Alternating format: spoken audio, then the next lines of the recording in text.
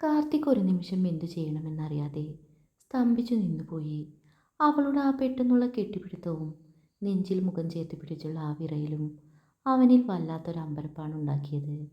അവളുടെ വരിഞ്ഞു മുറുക്കിയുള്ള കെട്ടിപ്പിടുത്തം അവനെ ഒന്ന് ഞെട്ടിച്ചു. രാവിലെ കോളേജിൽ ഗൗരിയെ സന്തോഷത്തോടെ ആക്കി പോയതാണ്. അവളും നല്ല സന്തോഷത്തിലായിരുന്നു.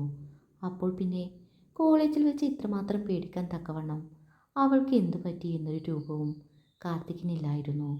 കരച്ചിലൊന്നുമില്ലെങ്കിലും ഭയം കൊണ്ട് വിറച്ചുകൊണ്ട് അവൾ തന്നെ വരിഞ്ഞു മുറുക്കി പിടിച്ചിരിക്കുന്നത് അവന് മനസ്സിലാകുന്നുണ്ടായിരുന്നു. എന്തു പറ്റിയാവോ ഇവൾക്ക് ഇത്രമാത്രം പേടിക്കാൻ? രാവിലെ കോളേജിൽ വിടുമ്പോൾ നല്ല കൂളായിട്ടായിരുന്നല്ലോ പോയത്. കോളേജിൽ വെച്ച് എന്തെങ്കിലും പ്രശ്നമുണ്ടായോ? ഫസ്റ്റ് ഡേ ആയതുകൊണ്ട് വല്ല പുതിയ കുട്ടികളുമായോ ടീച്ചേഴ്സുമായോ എന്തെങ്കിലും ഇഷ്യൂ ഉണ്ടായോ? അതോ ആരെങ്കിലും വല്ലതും പറഞ്ഞോ? രാവിലത്തെ സംഭവങ്ങളെക്കുറിച്ചോ ആ സീനിയേഴ്സ് അവളെ ഭയപ്പെടുത്തിയതിനെക്കുറിച്ചോ യാതൊരു വിവരവുമില്ലാത്തത് കൊണ്ട് കാർത്തികിൻ്റെ തലയിലാകെ കൺഫ്യൂഷനും ആശങ്കയുമാണ് തിളച്ചു നിന്നത്. അവൻ്റെ കൈ അവളുടെ തലയിലൂടെ തലോടിക്കൊണ്ട് അവൻ ചോദിച്ചു, എന്താണ് ഗൗരി ഇത്? ഇങ്ങനെ പേടിച്ചു വിറച്ച് എന്നെ ഇറുക്കി പിടിക്കാൻ മാത്രം എന്തു പറ്റി? കോളേജിൽ എന്തെങ്കിലും പ്രശ്നമുണ്ടായോ? എന്നോട് പറയേ. കാർത്തിക് ചോദിക്കുന്നതൊന്നും കേൾക്കാനുള്ള മാനസികാവസ്ഥയിലായിരുന്നില്ല ഗൗരി.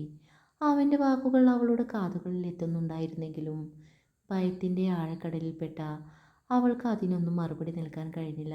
ഏറ്റവും സുരക്ഷിതമായ ഒരേ ഒരിടം കാർത്തികിൻ്റെ നെഞ്ചാണെന്ന് തോന്നിപ്പിച്ചതുപോലെ അവൾ മറ്റെല്ലാത്തിനെയും മറന്ന് അവൻ്റെ നെഞ്ചിലേക്ക് മുഖം അമർത്തി പിടിച്ചു. ആ ഇറുകിയ പിടിയിൽ അവളുടെ വിറയിൽ വ്യക്തമായി അറിയാമായിരുന്നു. രാവിലത്തെ ക്ലാസ് മുറിയിൽ രാഹുലും സംഘവും തന്നെ വളഞ്ഞു നിന്ന് ഭയപ്പെടുത്തിയതും തൊട്ടുമുമ്പ് ഗേറ്റിനരികിൽ വെച്ച് രാഹുലിനെ വീണ്ടും കണ്ടപ്പോൾ ഉണ്ടായ ആ ആഘാതവും അവളുടെ മനസ്സിൽ ഒന്നിനു പിറകെ ഒന്നായി അലയടിച്ചു കൊണ്ടിരുന്നു. പാർവതി കൂടെയില്ലാതായപ്പോഴുള്ള ആ ഒറ്റപ്പെടലും എപ്പോൾ വേണമെങ്കിലും തനിക്ക് നേരെ വീണ്ടും നീണ്ടു വന്നേക്കാവുന്ന ആ സീനിയേഴ്സിൻ്റെ ക്രൂരമായ നോട്ടങ്ങളും അവളുടെ ചിന്തകളെ വല്ലാതെ ഭയപ്പെടുത്തിയിരുന്നു. കാർത്തിക് തന്നെ സമാധാനിപ്പിക്കാൻ എന്തൊക്കെയാണ് പറയുന്നതെന്നോ അവൾ അപ്പോൾ ശ്രദ്ധിക്കുന്നേ ഉണ്ടായിരുന്നില്ല. രാഹുലിൻ്റെ ആ ഭയപ്പെടുത്തുന്ന ഭാവങ്ങളും ഭീഷണികളും അവളുടെ മനസ്സിൽ ഒരു കൊടുങ്കാറ്റ് പോലെ ആവർത്തിച്ചു വീശിക്കൊണ്ടിരുന്നു. തന്നെ പൊതിഞ്ഞു നിൽക്കുന്ന ആ സുരക്ഷിതത്വത്തിൻ്റെ വലയത്തിനുള്ളിൽ ഒതുങ്ങി നിന്ന് തൽക്കാലത്തേക്ക് ആ ഭയത്തിൻ്റെ നിഴലുകളിൽ നിന്നും രക്ഷപ്പെടാൻ ശ്രമിക്കുകയായിരുന്നു ഗൗരി. കുറച്ചുകൂടി ഗൗരവത്തിലും എന്നാൽ സ്നേഹം തുളുമ്പുന്ന ശബ്ദത്തിലും കാർത്തിക് അവളെ വീണ്ടും വിളിച്ചു. ഗൗരി. ആ വിളിയും അവൻ്റെ നെഞ്ചിൻ്റെ ഇടിപ്പും അവളുടെ കാതുകളിൽ പതിയെ പതിഞ്ഞു. കുറച്ചു നിമിഷങ്ങൾ അങ്ങനെ കഴിഞ്ഞു പോയതിനു ശേഷം താൻ നിൽക്കുന്നത് എവിടെയാണെന്നും ആരെയാണ് ഇങ്ങനെ ഇറുക്കി പിടിച്ചിരിക്കുന്നതെന്നും ഗൗരിക്ക് പെട്ടെന്ന് ബോധം വന്നു. അവൾ ഞെട്ടിപ്പോയി. താൻ ചെയ്തു കൂട്ടിയ ഈ പ്രവൃത്തി ഓർത്ത് അവൾക്ക് പെട്ടെന്ന് വല്ലാത്തൊരു ചമ്മൽ തോന്നി. പെട്ടെന്ന് അവൾ കാർത്തികിൻ്റെ നെഞ്ചിൽ നിന്നും ഞെട്ടിയെണീറ്റു. വിറക്കുന്ന കൈകൾ കൊണ്ട് തൻ്റെ മുഖം വേഗത്തിൽ തുടച്ചു മാറ്റി. അവൻ്റെ മുഖത്തേക്ക് നോക്കാൻ പോലും കഴിയാതെ അവൾ താഴേക്ക് തല താഴ്ത്തി നിന്നു. ഇരു കവിളുകളും ലജ്ജയും ഭയവും കൊണ്ട് ചുവന്നു തുടുത്തിരുന്നു. താൻ പെട്ടെന്ന് ഇങ്ങനെ ചാടി വീണ് അവനെ കെട്ടിപ്പിടിച്ചത് എങ്ങനെയെന്നോർത്ത് കടുത്ത ചമ്മലും നാണവും അവളുടെ മുഖം ചുവപ്പിച്ചു. അവൾ വേഗം അവൻ്റെ മുന്നിൽ നിന്നും ഉള്ളിലെ ചമ്മൽ മാറ്റാൻ വേണ്ടി വിറക്കുന്ന കൈകൾ കൊണ്ട് മുഖം പൊത്തി. അവൻ്റെ മുഖത്തേക്ക് നോക്കാൻ അവൾ പാടുപെട്ടു. അല്പം മുമ്പ് തന്നെ വരിഞ്ഞു മുറുക്കിയിരുന്ന ആ കൊടും ഭയത്തിൽ നിന്നും രാഹുലിൻ്റെ ക്രൂരമായ നോട്ടങ്ങളിൽ നിന്നും തന്നെ പൂർണ്ണമായി സംരക്ഷിക്കാൻ ആ നെഞ്ചിന് കഴിഞ്ഞുവെന്ന വലിയൊരു സമാധാനവും സുരക്ഷിതത്വവും അവളുടെ ഉള്ളിൽ അലയടിക്കുന്നുണ്ടായിരുന്നു. ഗൗരി മുഖം താഴ്ത്തി നിൽക്കുന്നത് കണ്ട് കാർത്തിക് കൺപോളകൾ ചെറുതായി ചുരുക്കി അവളെ സൂക്ഷിച്ചു നോക്കി. അവളുടെ മുഖത്തെ ആ ചാള്യതയും നാണവും അവൻ്റെ ശ്രദ്ധയിൽപ്പെട്ടെങ്കിലും അതിനേക്കാളേറെ അവൻ്റെ മനസ്സിൽ അലട്ടിയത് ഗൗരി എന്തിനാണ് ഇത്രമാത്രം പേടിച്ചതുപോലെ എന്നെ കെട്ടിപ്പിടിച്ചത് എന്നതായിരുന്നു. അവൻ ഗൗരിയുടെ അടുത്തേക്ക് ഒരടി കൂടി അടുത്തു ചെന്ന് അവളുടെ താടിയിൽ വിരൽ കൊടുത്തു മുഖം ഉയർത്തിപ്പിടിച്ചു. എന്നിട്ട് വളരെ ശാന്തമായ സ്വരത്തിൽ അവൻ ചോദിച്ചു, എന്താണ് ഗൗരി ഇത്? ഞാൻ ചോദിച്ചത് കേട്ടില്ലേ? ആരെങ്കിലും നിന്നെ വല്ലതും ചെയ്തോ? കോളേജിൽ ആരെങ്കിലും എന്തെങ്കിലും പ്രശ്നമുണ്ടാക്കിയോ എന്ന് പറയാൻ മടിക്കേണ്ട, എന്നോട് തുറന്നു പറയൂ. പെട്ടെന്നുള്ള ആ പ്രവൃത്തിയിൽ ഗൗരി ഒന്ന് നെറ്റി. കാർത്തിക് അത്രയും അടുത്ത് വന്ന് തൻ്റെ താടിയിൽ വിരൽ തൊട്ട് മുഖം ഉയർത്തിപ്പിടിച്ചതും അവൻ്റെ ചൂടുള്ള ശ്വാസം തൻ്റെ മുഖത്ത് തടഞ്ഞതും അവളിൽ പെട്ടെന്ന് പറഞ്ഞറിയിക്കാനാവാത്തൊരു വിറയലുണ്ടാക്കി. അവൾ പതുക്കെ കണ്ണുയർത്തി അവൻ്റെ നേരെ നോക്കി. ആ നിമിഷം അവളെ പൊതിഞ്ഞു പിടിച്ചു നിൽക്കുന്ന ആ കണ്ണുകളിൽ അലിവുറ്റ സ്നേഹവും അങ്ങേയറ്റത്തെ കരുതലും മാത്രമാണ് അവൾ കണ്ടത്. ഈ ലോകത്തിൽ തനിക്ക് എന്ത് സംഭവിച്ചാലും തനിക്കൊപ്പം ഈ മനുഷ്യൻ കാണുമെന്ന ഉറപ്പ് ആ കണ്ണുകളിൽ വ്യക്തമായിരുന്നു. ആ ആഴമുള്ള നോട്ടത്തിൽ അഭിരമിച്ച് ആ നിമിഷത്തിൻ്റെ മായാവലയത്തിൽ അവൾ അറിയാതെ അല്പനേരം വീണുപോയി. അവൻ്റെ ചോദ്യവും അതിലുപരി കാർത്തിക്കിൻ്റെ ദേഷ്യത്തെക്കുറിച്ചുള്ള ഓർമ്മയും അവളെ വേഗത്തിൽ യാഥാർത്ഥ്യത്തിലേക്ക് തിരിച്ചു കൊണ്ടുവന്നു. കോളേജിൽ വെച്ച് നേരിട്ട ആ അപമാനത്തെക്കുറിച്ചും രാഹുലും സംഘവും തന്നെ ഭയപ്പെടുത്തിയതിനെക്കുറിച്ചും ഇപ്പോൾ കാർത്തികേട്ടനോട് തുറന്നു പറഞ്ഞാൽ എന്തായിരിക്കും അവസ്ഥ? രാഹുലും കൂട്ടുകാരും ഇപ്പോഴും കോളേജിനധികം ദൂരെയല്ലാതെ എവിടെയൊക്കെയോ തന്നെയുണ്ട്. ഈ വിവരമറിഞ്ഞാൽ കാർത്തികേട്ടൻ രക്തം തിളച്ചു ചാടി നേരെ അവരുടെ അടുത്തേക്ക് ചെല്ലുമെന്നും അവിടെ വലിയൊരു അടിപിടിയും പ്രശ്നവും ഒക്കെ നടക്കുമെന്നും അവൾക്ക് നന്നായി അറിയാം. തനിക്ക് വേണ്ടി അവൻ നിയമവിരുദ്ധമായ എന്തെങ്കിലും ചെയ്ത് കുഴപ്പത്തിൽ ചാടുമോ എന്ന ഭയവും കാർത്തികിൻ്റെ ആ കടുത്ത ദേഷ്യത്തെക്കുറിച്ച് ഓർക്കുമ്പോഴുള്ള ആശങ്കയും അവളുടെ ഉള്ളിൽ തിളച്ചു മറിഞ്ഞു. അവൾ കാരണം കാർത്തിക് ആരുടെയെങ്കിലും മുന്നിൽ തലകുനിക്കേണ്ടി വരരുതേ എന്ന ചിന്ത അവളുടെ നെഞ്ചിൽ ഭാരമായി അമർന്നു. അതുകൊണ്ട് തന്നെ സത്യങ്ങളെല്ലാം തൊണ്ടക്കുഴിയിൽ കുടുങ്ങി നിൽക്കെ അവൾ ആ സത്യങ്ങൾ വിഴുങ്ങി. രാഹുലിൻ്റെ ഭീഷണിയെക്കുറിച്ചോ കോളേജിൽ തനിക്ക് നേരിടേണ്ടി വന്ന അപമാനത്തെക്കുറിച്ചോ ഒന്നും പറയാൻ അവൾ തുനിഞ്ഞില്ല. തൻ്റെ കണ്ണുകളിലെ ആ ആശങ്കയും വെപ്രാളവും മാറ്റാൻ അവൾ വേഗത്തിൽ ഒരു കള്ളച്ചിരി മുഖത്തേക്ക് വരുത്തി. അവൾ കാർത്തിക്കിൻ്റെ കൈകളിൽ നിന്നും പതുക്കെ മുഖം വെട്ടിച്ചു മാറ്റി വളരെ നിസാരമെന്ന മട്ടിൽ തലയാട്ടിക്കൊണ്ട് പറഞ്ഞു, അയ്യോ ഒന്നുമില്ല കാർത്തികേട്ടാ. പിന്നെ ഫസ്റ്റ് ഡേ ആയതുകൊണ്ട് ഒരു ചെറിയൊരു ഭയമുണ്ടായിരുന്നു. പിന്നെ എനിക്ക് ഇന്ന് നല്ലൊരു കൂട്ടുകാരിയെ കിട്ടി, പാർവതി. പാറുവിനെ അവളെ അച്ഛൻ കൂട്ടിക്കൊണ്ടു പോയപ്പോൾ ഞാൻ പെട്ടെന്ന് ഒറ്റക്കായതുപോലെ തോന്നി. ഒറ്റ ശ്വാസത്തിൽ അവൾ എന്തൊക്കെയോ പറഞ്ഞൊപ്പിച്ചു. ഗൗരി ഒറ്റ ശ്വാസത്തിൽ പറഞ്ഞു തീർത്ത ആ വാക്കുകളിലെ പരിപരിപ്പും ആത്മവിശ്വാസമില്ലായ്മയും കാർത്തിക്കിൻ്റെ മൂർച്ചയുള്ള കണ്ണുകളിൽ പെട്ടെന്ന് തന്നെ പതിഞ്ഞിരുന്നു. അവൾ എന്തോ ഒരു കാര്യം തന്നിൽ നിന്നും ബോധപൂർവം മറച്ചു പിടിക്കുകയാണെന്ന് അവൻ്റെ മനസ്സ് മന്ത്രിച്ചു. ആ ചെറിയ നുണ അവൻ്റെ ഉള്ളിൽ വലിയൊരു അസ്വസ്ഥത കനലേരിച്ചു. എങ്കിലും അവളിപ്പോൾ കൂടുതൽ മാനസിക സംഘർഷത്തിലൂടെ കടന്നു പോകുന്നുണ്ടെന്ന് മനസ്സിലാക്കിയത് കൊണ്ട് അവൻ തൽക്കാലം കൂടുതൽ ചോദ്യങ്ങൾ ചോദിച്ച് അവളെ ബുദ്ധിമുട്ടിക്കാൻ തുനിഞ്ഞില്ല. ശരി ഗൗരി, എന്നാൽ നമുക്ക് പോവാം, കാറിൽ കയറൂ എന്ന് പതുക്കെ പറഞ്ഞുകൊണ്ട് അവൻ കാറിൻ്റെ ഡോർ തുറന്നു കൊടുത്തു. കാറിൽ വന്നിരിക്കാൻ നേരം ഗൗരി അറിയാതെ തൻ്റെ നോട്ടം കോളേജ് ഗേറ്റിന് പുറത്തേക്ക് ഒപ്പിച്ചു. അല്പം അകലെയായി രാഹുലും സംഘവും ഇപ്പോഴും എന്തോ കാര്യമായി സംസാരിച്ചു നിൽക്കുന്നത് അവൾ കണ്ടു. പെട്ടെന്ന് ഒരു ഞെട്ടലോടെ അവൾ വേഗത്തിൽ കാറിനുള്ളിലേക്ക് കയറിയിരുന്നു. കാറിൻ്റെ ഡോർ അടച്ചു. എന്നാൽ ഗൗരിയുടെ ആ ചെറിയ വെപ്രാളവും പിൻവശത്തേക്ക് നീണ്ട ആ ഭയത്തോടെയുള്ള നോട്ടവും ഡ്രൈവിംഗ് സീറ്റിലിരുന്ന കാർത്തിക്കിൻ്റെ ശ്രദ്ധയിൽപ്പെട്ടിരുന്നു.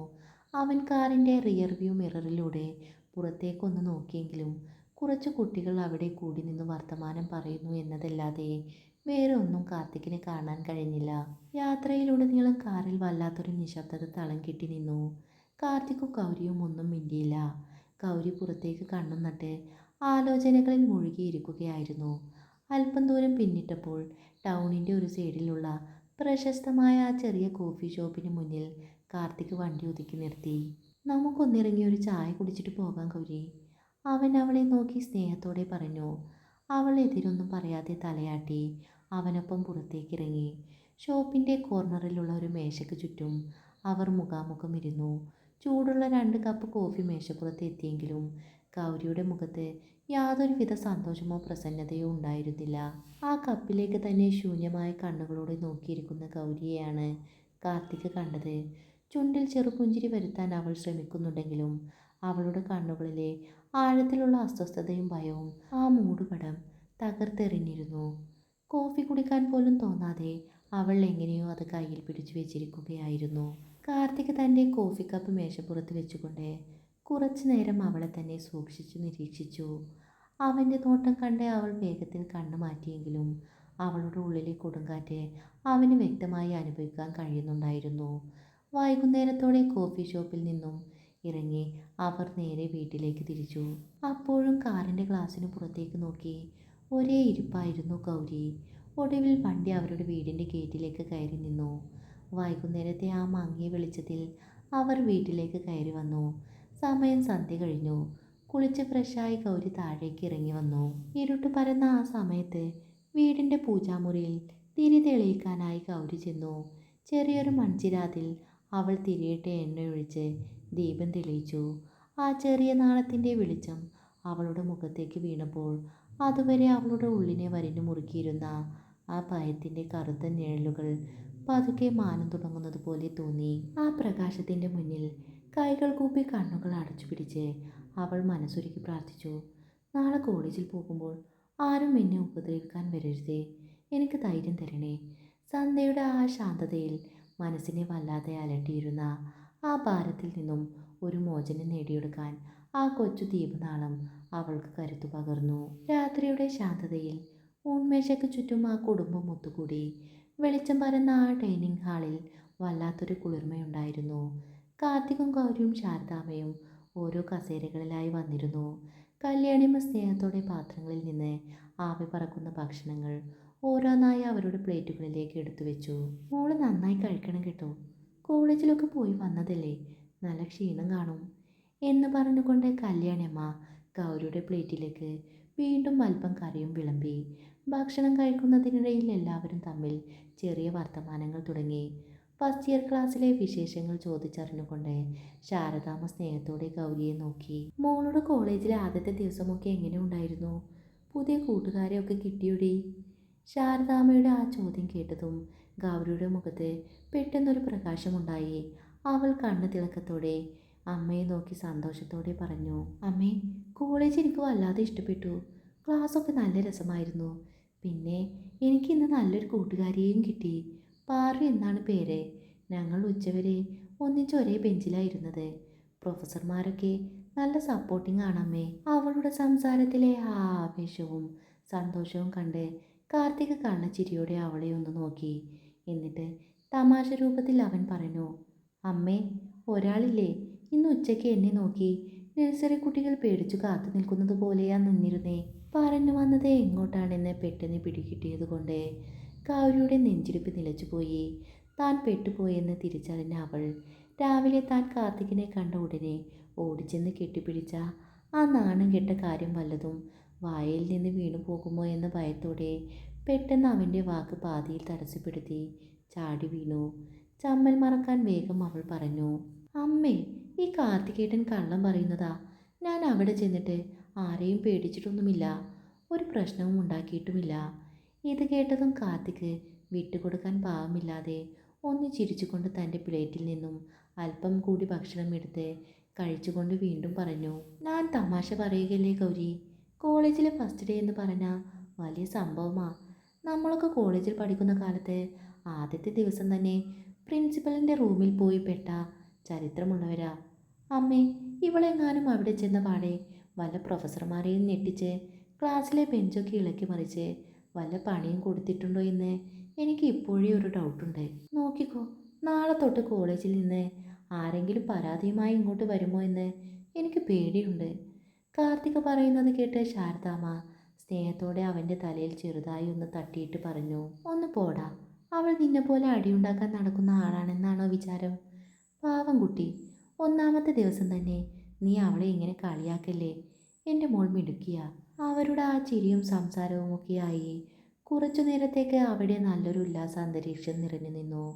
എല്ലാവരും ആ ചിരിയിൽ പങ്കുചേരുമ്പോഴും ഗൗരിയുടെ മുഖത്ത് പെട്ടെന്ന് വന്നുപോയ ആ ചെറിയ മാറ്റം കാർത്തിക്കിൻ്റെ കണ്ണുകൾ പെട്ടെന്ന് തന്നെ ശ്രദ്ധിച്ചു.